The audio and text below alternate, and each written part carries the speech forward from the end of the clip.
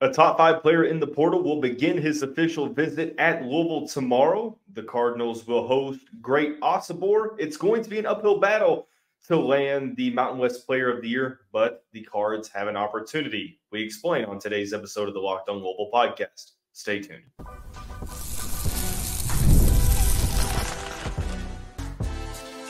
You are Locked On Louisville, your daily podcast on the Louisville Cardinals.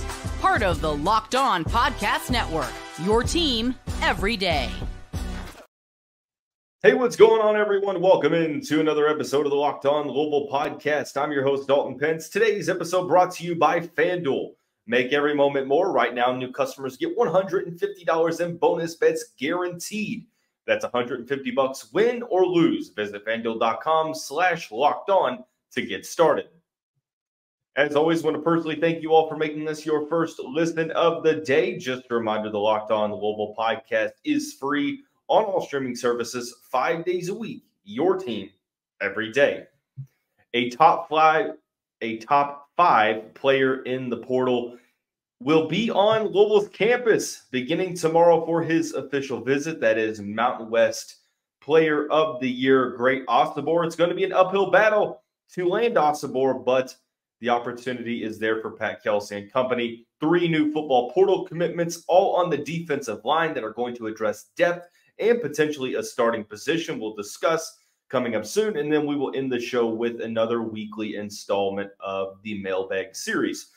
A lot of great stuff to talk about on the show. I do apologize for my solo hiatus. I had an episode, a Locked On podcast crossover episode with Locked On Big 12 host Drake Toll yesterday to talk about Louisville's future overall. We hadn't talked about portal stuff since Thursday, so I do want to apologize for a little bit of a delay, but there will be 2 episodes on Tuesday. We begin with the really, really huge and significant news.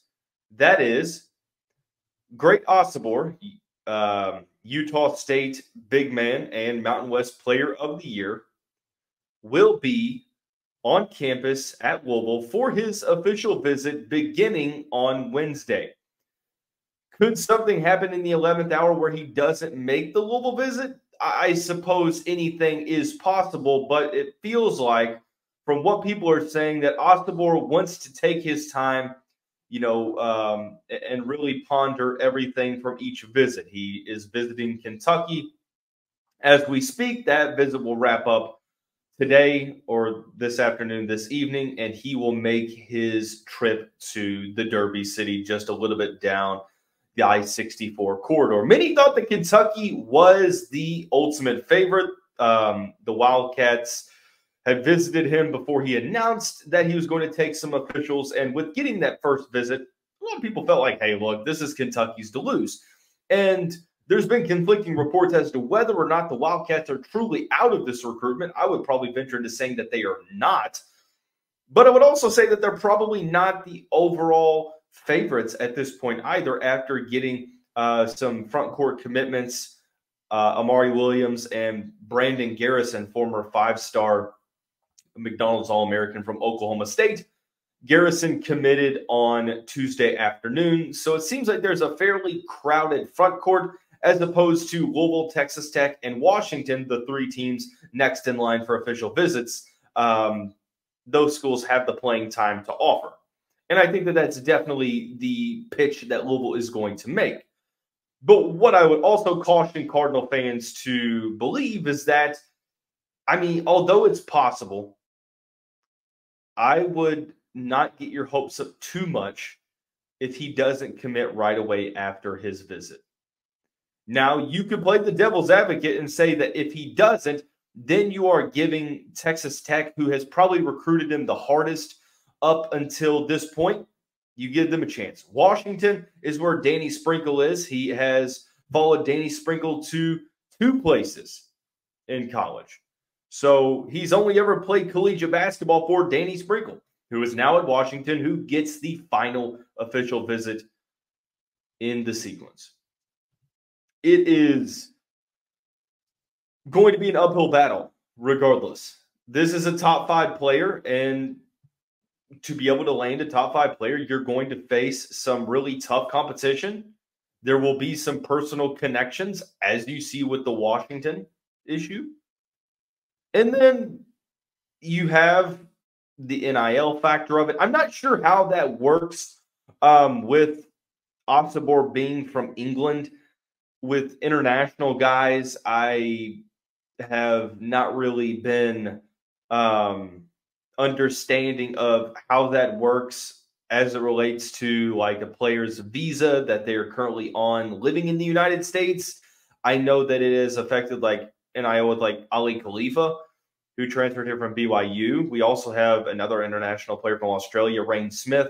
So, but if Louisville got into an NIL battle with Washington and Texas Tech, I feel like the Cardinals are in a fairly good spot. And if there are a couple players that you go after and you back the Brinks truck up and you say, hey, I'm going to go out and get this player, it's okay to overbid because we have a need at the position, and it just makes a ton of sense. And I think that can be said for Osobor. Osobor is 6'8", but has a very long wingspan, 250 pounds, average 17.7 points per game, 9 rebounds per contest, 2.8 assists, 1.4 blocks, 1.3 steals. Projects as either a 4 in this system or a small ball 5. I think that Louisville's starting rotation, having a 6'8" center probably would not be advantageous, although they have a lot of players that play larger than their size. I think that the best route, like the perfect match for me for Louisville, would be to go get Osobor and then to also go get like Ben Humrickhouse, who can step out and hit the 3, or another taller guy like Ugana Onyesu from Kentucky. I know that Osobor really isn't known for three-point shooting. A lot of his offense comes around the rim. I think 86% of his shot attempts are inside of the paint, where he shoots over 60% from.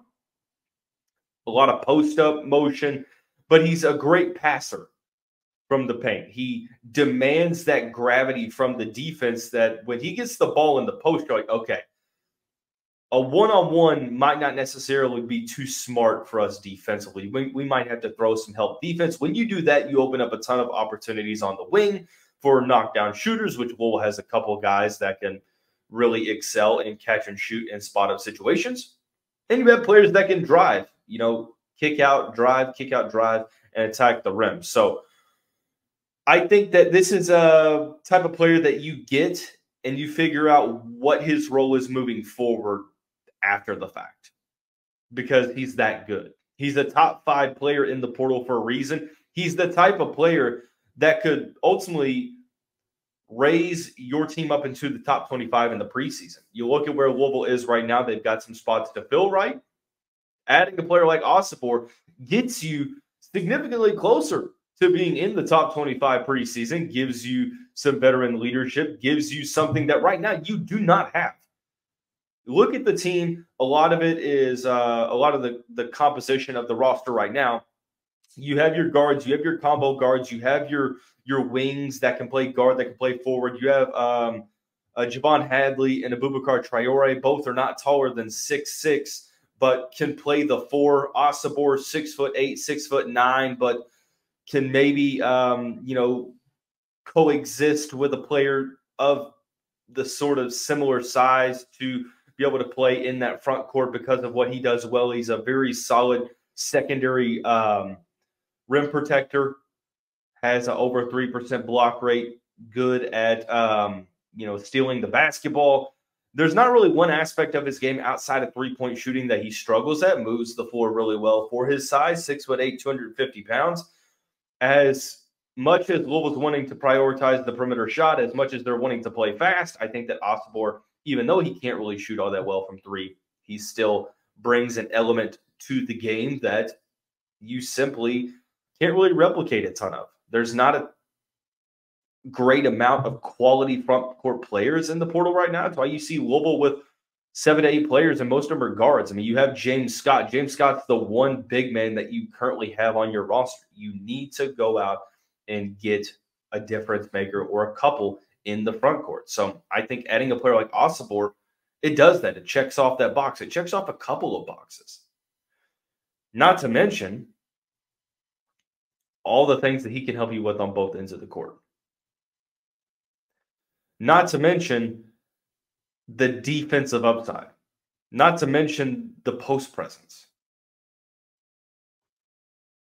Unfortunately, it's going to be really, really challenging. If the timeline is correct and that he wants to spend his time contemplating and pondering and he makes all of his official visits, it's going to be tough. Even if he goes through and makes all the visits and he's still torn, Kentucky is still in the mix. If you're Louisville, the best chance you do have is if he cancels the visits after the Louisville visit. Like Pat Kelsey has to bring out all of the stops here into making this a very successful visit, because this is, in my opinion, the most important that Louisville has had up until this point. And hopefully we get some positive developments in the next couple of days regarding this visit, and we'll talk about it when those developments come. We're going to shift gears a little bit. Louisville football is starting to make some noise. They had a couple of portal additions last week to the defense. They went back to the defense, added 3 defensive linemen in the portal. We'll explain how all 3 are going to individually and collectively help the team next season after we tell you about our friends over at Gametime. Look, I am a huge fan of sporting events. It is one of my favorite things to do. I love to go to games, whether it's baseball, football, hockey. I mean, you name it. It doesn't even have to be a sport that I enjoy. I just like the atmosphere. Gametime has really been my go-to in terms of ticketing services because it's convenient. It's easy to use. The app that I have on my phone makes life so much easier. You need to download the Gametime app today. You can use the code LOCKEDONCollege for $20 off. Gametime is an authorized ticket marketplace of the NBA, which makes getting playoff tickets even faster and easier. Prices on the Gametime app actually go down the closer it gets to tip-off. You can trust me on that. You go to the app, you can see the all-in pricing. You can toggle a feature that shows the total up front, no surprise fees at checkout, and you get a panoramic view from your seat in the app before you buy. Take the guesswork out of buying NBA tickets with Gametime. Download the Gametime app, create an account, use the code LOCKEDONCollege for $20 off your first purchase. Terms apply. Again, create an account, redeem the code LOCKEDONCollege for $20 off. Download Gametime today. Last-minute tickets, lowest price, guaranteed. While you're with us, I also want to tell you about our friends over at FanDuel. FanDuel's been very, very good to me during the NBA season, and although I'm on a little bit of a cold streak in the playoffs, I'm looking to bounce back tonight with a sick same-game parlay. And there's no better place to bet on every game than FanDuel, America's #1 sportsbook. Right now, new customers get $150 in bonus bets guaranteed. Literally, $150 win or lose. Bet on everything from slap shots to home runs, slam dunks, all in an app that's safe, secure, and easy to use. What are you waiting for? Visit FanDuel.com/lockedon and make your first bet an automatic win. FanDuel remains America's #1 sportsbook. Cardinal fans, are you watching Fox Sports or ESPN on your TV all day? If you have to turn down the volume with all that shouting, you need to make the switch to Locked On Sports Today. It's a free 24/7 sports streaming channel programmed for you every day to bring you the biggest sports stories without all the screaming. Locked On Sports Today brings you can't-miss analysis, opinions, and news, streaming on YouTube 24/7 or the free Amazon Fire TV channels app, part of the Locked On Podcast Network, covering your team every day. In a very quick period of time, Louisville added 3 more players to the defensive line. And that was something that we sort of saw coming when you lose Tyler Barron, you lose Tawfiq Thomas. Mason Reiger is dealing with injury. I'm not sure what his status is going to be, if he's going to miss the season, if he's going to be available for part of it. I really haven't seen what the timeline remains for Reiger, but those are significant losses. You lose 2 players that were supposed to be key in the rotation, one of them being a starter in Tyler Barron, and then Tawfiq Thomas. Losing him is hurtful to the depth. Jermaine Lole entered. So all signs pointed to Louisville adding some more players in the trenches on the defense. And they did that over the past week, I mean, we talked about Dan Scott Jr. And Miles Jernigan. And then Louisville went out this weekend and added some more players. The most recent addition came on Tuesday afternoon. Tramel Logan Jr., who was a 2-year starter at South Florida, announced that just days after he entered the portal that he would ultimately be joining the Louisville program in his 4-year career at South Florida. The Miami native had 7 tackles for loss, 16.5 in his career. 7.5 was last season, or 7 was last season, 16.5 for his career. Was a rotational player for his first 2 seasons, and then really bursted out onto the scene as a starter down at USF over the past couple of seasons. 6'4", 247 pounds. There's that Miami connection that Louisville has with Coach Jay Hova. Logan utilizes a very solid frame coupled with very, very good speed and quickness around the edge. And I think that same thing we keep talking about is speed, speed, speed. Jeff Brown wants his defenses to be faster and be able to cover a good amount of ground in less time. So I like this addition. I think that ultimately Logan, of the 3, is probably the most likely to maybe start. You have a couple guys from the D1 ranks that are going to be in contention to rush the passer outside of Ashton Gelati, being 6'4", 247 pounds. You do wonder whether or not Logan would be a backup to Gelati at the defensive end position, or if he projects to be more of an outside linebacker. I feel ultimately he could play both, but it's up in the air for the coaching staff. One that I do believe will be an outside linebacker is the addition over the weekend from pass rusher Richard Kinley, 6'3", 235-pound native of Memphis, Tennessee, has played 5 seasons of college football. From what I saw, ultimately might have 2 years of eligibility remaining due to the COVID year, red shirts, things of the nature. But at the very least, he will have 1 year, obviously. But if he has 2, that would be solid for depth. Kinley, in his 5-year career at Middle Tennessee State, had 15 tackles for loss. First season, not really all that large of a contributor. This past season was sort of his breakout year in terms of being a pass rusher. 3 sacks, 20 total tackles, 3 pass deflections. The numbers might not necessarily jump off the page, but at the end of the day, you need depth. You need rotational players that can come in and fill some scholarship needs. And Louisville's been a place where they've turned non-Power 5 players into every down players at the ACC. Now, I'm not sure if Richard Kinley is going to be in that same line, but I think he has the potential with the speed to potentially be a 2-deep member on the defensive line for the Cardinals at the outside linebacker position. Because right now, you really don't have like a go-to starter. I think ultimately it might be Adonijah Green. Green might be the penciled in guy at the moment because there are so many new faces, but sort of TBD. The last addition that we will talk about is Rene Konga from Rutgers, 6'4", native of Ottawa, Ontario, 290-pound interior defensive lineman. This addition has sort of questioned, is one that a lot of Louisville fans have questioned.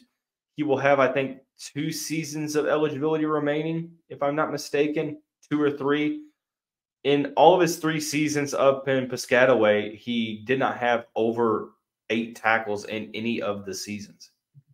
Now, what I will tell you is that there was 100% Power 5 interest from Penn State, Miami, Wake Forest, and Kansas, potentially Kentucky as well. So it's all about potential. I think Konga feels like that Tawfiq Thomas rotational role, to where if you need him to be used in the rushing defense, you have a player who can slide into that. Ultimately, it's all about adding players, adding bodies to the room, and addressing scholarships. And I think at the very least, these 3 additions will be depth pieces for the Cardinals, with maybe one of them being a starter. And if one of them is a starter, then I feel fairly good about the additions over the past week or so. But Konga is the player that you really just have to trust the staff when it comes to scouting and development and career trajectory, because the statistics suggest the contrary. But multiple Power 5 programs were going after Konga. So just something to keep in mind, as we go throughout the offseason. But it feels like Louisville's close to being done in the portal. We're going to have a roster that is almost finalized. And when we get that word, we will sort of break down the roster as a whole and talk about, the strongest positions, the weakest positions, so on and so forth. For the remainder of the show, we're going to dive into a weekly mailbag segment of the show. You all have offered up some great questions that I'm eager to answer. But before we do that, I am extremely eager to tell you about our friends at Monopoly Go. All my friends are like, Dalton, you're too competitive a person. Yeah, I get it. I know. That competitive side is 100% blatantly obvious when I play Monopoly Go, which is the mobile version of the classic game of Monopoly. And look, when it comes to competition, there are no friends. But if you like to keep your friends along when you're competitive, you can team up with your friends for time tournaments where you can work together to build up each other's boards. The more you win together, the more awesome prizes you unlock. That just won't be the route that I take. But hey, to each their own. There's always something fun to discover in Monopoly Go, so get off the bench and go download it now for free on Google Play or the App Store. Game on. Couple of great questions in this weekly mailbag edition. The weekly mailbag is sort of becoming like my favorite segment of the week because we're starting to get more and more consistent questions, and that's always great. So I don't have to go out and ask for them. I just have to honestly turn a couple of questions down because there are a good amount of them. So we've got 5 of them for today's show. The first one is sort of the larger news. With Jaden Quaintance going to Arizona, do you view this as a miss from the Louisville Cardinals? If we're speaking in technicality, sure. I think that if Louisville would have caved into the demands made by Quaintance's camp, that he would have been a Louisville Cardinal. Some people say it was that Arizona State offered an ungodly amount of money. If that is the case, then good luck to you, JQ. And if it was true that Louisville didn't want to guarantee a 16-year-old that he was going to start immediately on campus, and JQ's camp was looking for that guarantee and promise, then best of luck to your future endeavors, JQ. For that reason, I feel like, right now it's sort of tough to say. It's not ideal. I understand why Louisville might not have balked at sort of, or budged, I should say, on their requirements. But Louisville doesn't really have much front court help at the moment. So it's not ideal, but you understand why Louisville has to try to set a precedent and, not budge on how they operate. Are you concerned that Louisville didn't fill Tyler Barron's spot with a surefire edge rusher? A bit. I think replacing Tyler Barron, it's tough to do that, a 1v1 trade-off. There's not that many options out there in the portal. They went out and they dressed it by adding a couple players like Miles Jernigan, Tramel, Logan, and Richard Kinley. And will they all 3 collectively fill the Barron absence? I'm not necessarily sure. It's not going to be a 1v1 trade-off. It's probably not going to be a 2v1.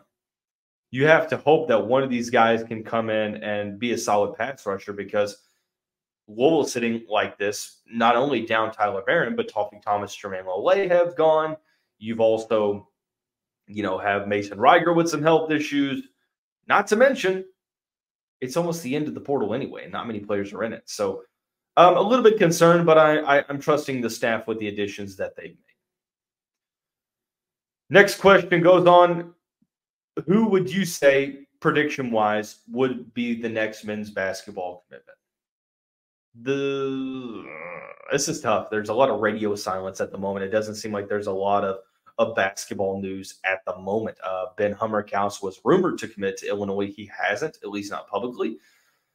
I mean, there's Great Osobor, Wesley Yates. It feels like if Louisville wants him, that he would end up being a Cardinal. Oh man, there's a couple of other players, but I'm going to be honest with you guys. I don't know. I'm going to go out on a limb, and I'm going to say the guy that just entered the portal from Bellarmine, because Louisville was one of the only top programs on his list. Langdon Hatton is his name. 6'10" junior from Georgetown, Indiana. I would say he would probably be my next. Like, no inside information, just straight intuition. So this is a tough one, though. So don't hold me to this. I'm truthfully not sure. The episode about joining the Big Ten, or the episode about joining the Big 12, had me wondering, why don't you think that Louisville could get into the SEC or the Big Ten? I mean, it's sort of the same reasons of what I mentioned with Drake Toll on that episode of the crossover between Locked On Louisville and Locked On Big 12. SEC and Big Ten are going to have their choices of who they want to add. Florida State and Clemson are probably going to be the notable choices for the SEC. Big Ten, with their academic stuff that they like to push, I'm not necessarily so sure if Louisville fits what the Big Ten is looking for. And SEC, it just seems like, just by the numbers, I mean, you have some schools that are right there that are going to be ahead of Louisville on the pecking order. Florida State, Miami, Clemson. We'll see how that goes. I don't think that the Big 12 would be a bad option for Louisville at all. People say, well, the Big 12 is in the same spot as the ACC. No, they are not. They might be in terms of not being on the same level as the SEC or Big 10, which is not good, but they're not on the same level at all. So, last question of the weekly mailbag segment of the show. Do you think that Louisville football can still get to the playoffs with some of the losses that they've endured? Yes. You have to stay healthy. A good amount of the transfers have to be able to play together, right? Losing Tyler Barron, I think, losing Penny Boone's going to suck as well, but losing Tyler Barron is really going to be challenging. You can replace some of these other players. I'm not sure if Wesley Walker was going to be a starter. You hold on to Tamaria McDonald, which was pretty key.